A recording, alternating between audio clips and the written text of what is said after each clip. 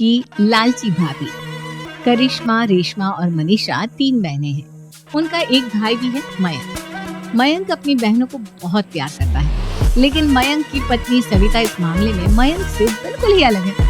वो अपनी ननदों का जितना बुरा कर सकती है उतना बुरा करती ही रहती है और अपनी ननदों पर हुक्म भी चलाती है। करिश्मा, करिश्मा, तुमने अभी तक नाश्ता नहीं बनाया? तुम्हारे भैया को ऑफिस जाने में देर हो रही है। हाँ भाभी, बस अभी बनाती हूँ। करिश्मा, तुम ये ढीलापन छोड़ दो। कल को पराए घर जाना है। वहाँ अगर तुम इस तरह से काम करोगी तो लोग क्या कहेंगे? माँ ने और भाभी ने कुछ सिखाया नहीं। तो तुम्हारी दोनों बहनें कहाँ हैं? रेशमा मार्केट गई है और मनीषा सो रही है। क्या? सुबह के 8 बज रहे हैं और ये महारानी अभी भी सो रही है? ये कहते हुए सविता अपनी सास दुर्गा देवी के पास जाती है। माँ जी, देख रही हो अपनी बेटियों के तौर तरीके? क्या हुआ सुबह सुबह क्या कर दिया मेरी बेटियों ने? अरे, एक तो अभी अभी उठकर किचन में गई है, दूसरी सुबह सुबह बाहर चली गई और तीसरी अभी तक सो रही है। क्या करूं मैं इन तीनों का? मैं तो परेशान हो गई हूँ। जा जाकर उठा उसे और रेशमा से मैं बात करती हूँ। सविता सीधा मनीषा के कमरे में जाती है और उससे कहती है, महारानी, जल्दी उठो, सूरज सर पर आ गया है। भाभी, थोड़ी देर और सोने दो ना। मैं रात को लेट सोई थी। क्या ना ये टेस्ट चल रहा है। शराफत से उठती है यानी, या फिर पानी की भरी बाल्टी डालूं तेरे ऊपर? नहीं भाभी, मुझे बिस्तर में सुलाना, उठती हूँ मैं। मनीषा जल्दी से उठकर बाथरूम में चली जाती है। सभी आराम से बैठकर नाश्ता कर रहे होते कि तभी रेशमा बाजार से हाथ में सामान लिए आ जाती है। रेशमा को देखते ही सविता उस पर तरस पड़ती है। लो, आ गई? ऐसा भी क्या सामान लाना था जो सुबह आंख मलते ही बाजार की तरफ रवाना हो गई? भाभी, कल आप ही तो चीख रही थी कि घर का सारा सामान मुझे ही लाना पड़ता है, घर में किसी को भी किसी काम से कोई लेना देना नहीं है। अब मैं बाजार जाकर सामान ले आई तो आपको इस बात से भी तकलीफ हो रही है? देख रही हो माँ जी, अपनी बेटी की जुबान कैंची से भी तेज चलती है। और मयंक, आप तो कुछ कहेंगे नहीं बहन को।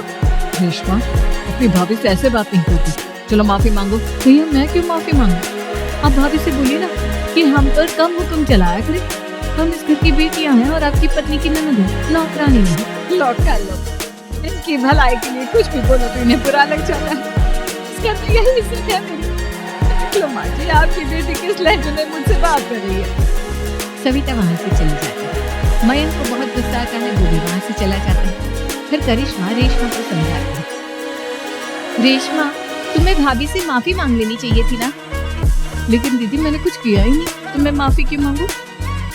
हाँ तो रेशमा दीदी जैसे ही घर में आई, भाभी ही उन पर चिल्ला रही थी। हाँ, मैं मानती हूँ कि गलती भाभी की थी। मैं तो इसलिए बोल रही हूँ कि भाभी ने माँ को तो पूरी तरह अपने वश में कर लिया है। वो हमारी बात सुनती ही नहीं। मयंक भैया हमारे लिए हमेशा खड़े रहते हैं, इसलिए उनकी बात का मान तो तुम्हें रखना चाहिए था ना। कोई फायदा नहीं दीदी। कुछ दिनों की बात और है, भाभी उन्हें भी हमारे खिलाफ भड़का देंगे। फिर वो भी माँ की तरह हमारी किसी बात पर विश्वास नहीं करेंगे। इसी तरह सविता अपनी तीनों ननदों को किसी न किसी बात पर परेशान करती रहती थी। एक दिन मयंक अपनी तीनों बहनों के लिए गिफ्ट लाया। क्या रेशमा, ये तुम्हारे लिए हाथ का सेट। रेशमा, तुम्हारे लिए सुंदर सी ड्रेस। और मनीषा, तुम्हें किताबें पसंद है ना, तुम्हारे लिए किताबें लाया हूँ। थैंक यू भैया। थैंक यू भैया। थैंक यू भैया। करिश्मा, तुम्हारा नेकलेस कितना सुंदर है।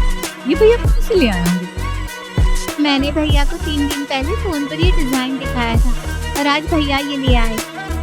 सविता तो अपनी ननदों की गिफ्ट्स देखकर जली और करिश्मा का नेकलेस तो उसे भी बहुत पसंद आया था। अपनी बहन के लिए कितना अच्छा नेकलेस लेकर आए हैं, मुझे कभी कोई गिफ्ट नहीं किया। मैं आज ही ये हाथ चुरा लूं। रात में सविता करिश्मा का हाथ चुरा लेती है और इसी तरह उसे अपनी ननदों की जो भी चीज अच्छी लगती वो उसे मांगती नहीं, बल्कि रात के अंधेरे में चुरा लेती।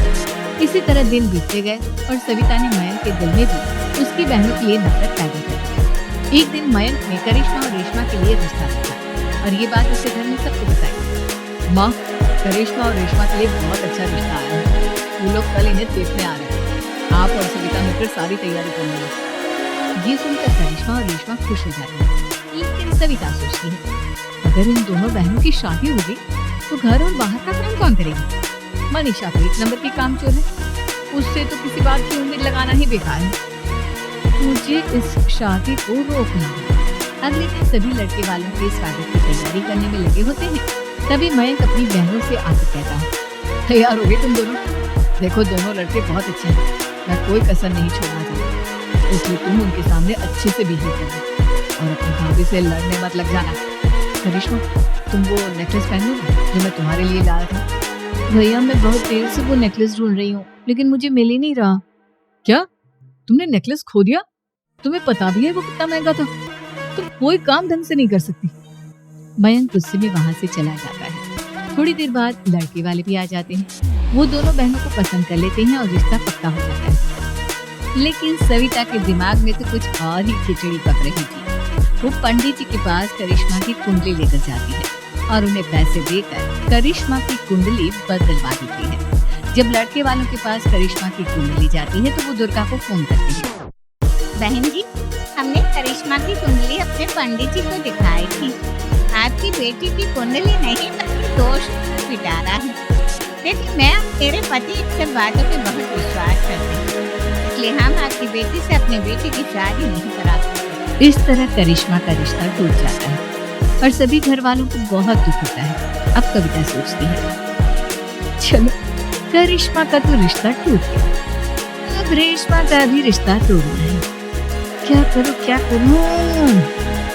सविता आवाज बदलकर किसी अननोन नंबर से रेशमा के होने वाले ससुराल में फोन करती है। हेलो, मैं कौन हूँ कौन नहीं कि आपके लिए जानना जरूरी नहीं। बस इतना सुन लो कि रेशमा का 2 साल से किसी के साथ अफेयर चल रहा है। बस रेशमा का रिश्ता तोड़वाने के लिए सविता का इतना कहना काफी था। अब रेशमा का भी रिश्ता टूट गया। मयंक और दुर्गा देवी ने रेशमा को खूब खरी खोटी सुनाई और उससे बार बार उस लड़के के बारे में पूछने लगी। आप तीनों मुझे क्यों परेशान कर रहे हो? अरे कोई लड़का होगा मेरी लाइफ में तो मैं बताऊंगी ना। जब कोई है ही नहीं तो कहाँ से लाऊं मैं कोई लड़का? तो तेरे होने वाले ससुराल वालों को फोन किसने किया था? हम नहीं जानती किसने फोन किया था, सच कह रही हूँ। मैं तो पहले ही कह रही थी इसकी लगाम खींच कर रखो, लेकिन मेरी सुनता ही कौन है। आप चुप रहिए भाभी, ये सब आपका ही किया धरा। अब तीनों बहनों को विश्वास हो जाता है कि ये सब उनकी भाभी ही कर रही है। तीनों बहनें अपनी भाभी को सबक सिखाने के लिए एक वकील कर लेती हैं और घर में हिस्सा मांगती। देखो भैया, माँ बाप की जायदाद में जितना बेटों का हक होता है उतना ही बेटियों का, इसलिए इस घर के 4 हिस्से होंगे और हमें अपना हिस्सा चाहिए। मैंने तुम्हारे लिए क्या क्या नहीं किया और तुम इस घर में हिस्सा मांग रही हो? भैया, आप और माँ हम बहनों की कोई बात नहीं सुनती और भाभी हमारी शादी नहीं होने देगी, क्योंकि उन्हें लगता है कि आप हमारी शादी में ज्यादा पैसा लगाओ और उन्हें हम जैसी फ्री की नौकरानी कहाँ मिलेगी। तो हम भाभी के साथ तो रह नहीं सकते, हम बहनों को अपना हिस्सा चाहिए। अरे तुम्हें शर्म आनी चाहिए अपने भाभी पर ऐसा इल्जाम लगाते हुए, और तुम्हारे बारे में कितना सोचती है। हाँ माँ, भाभी हमारे बारे में बहुत सोचती है, दिन रात बस यही सोचती रहती है कि किस तरह से अपने तीनों ननदों को परेशान करूं। कभी मुझे पढ़ने भी नहीं देती। दोनों बहनों का रिश्ता भी तो इन्होंने ही तोड़वाया है और रात में हमारे कमरे में आकर हमारी चीजें भी चुराती हैं। इसी तरह सविता की तीनों ननदें अपनी बात पर खड़ी रही। अब कोर्ट पे तारीख भी शुरू हो गई। जब सविता को लगा कि उसकी तीनों ननद इतनी आसानी से नहीं मानने वाली, तो उसने अपने पति और सास को सारी सच्चाई बता दी और अपनी तीनों ननद से माफी मांगी। मयंक और दुर्गा को भी अपनी गलती का एहसास हो गया। अब सविता खुद करिश्मा और रेशमा के लिए अच्छा रिश्ता ढूंढती है और उनकी शादी करवाती है।